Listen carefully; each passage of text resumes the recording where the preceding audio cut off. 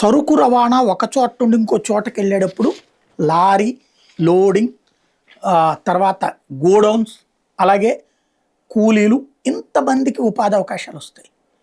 దాని లాజిస్టిక్స్కి సంబంధించినటువంటి షిప్స్ ఇదంతా కూడా భారతదేశంలో అట్లాగా వ్యాపార వాణిజ్యంలో పెరిగిన ఉద్యోగ అవకాశాలు బోలెడు.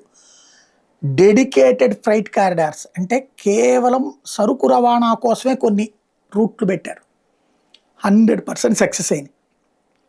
దేశంలో సోలార్ క్యాపబిలిటీ అన్నటువంటిది విపరీతంగా పెంచబడ్డది. సో విద్యుత్తు, సూర్యరశ్మి ఆధారంగా బోల్డ్ అంతా కలెక్ట్ చేస్తున్నాం.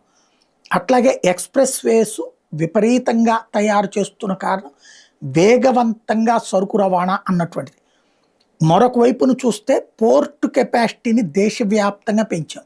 అలాగే రైల్వేల ద్వారా అయ్యే ఖర్చు, విద్యుత్ ఖర్చుని తగ్గించడానికి రైల్వే ఎలక్ట్రిఫికేషన్, సోలార్తో లింక్ చేసి పెట్టాం.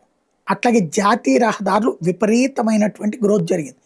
గత 12 ఏళ్లలో జరిగిన అభివృద్ధిలో ఇవి ప్రాథమికమైనవి. ప్రపంచ దేశాలు కూడా విస్తుపోయి భారత్ వైపు చూస్తున్నాయి.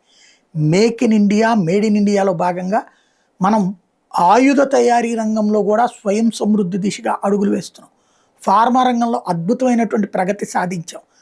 అలాగే ఎక్స్పోర్ట్ సిస్టంలో మార్పులు చేయగలిగాం.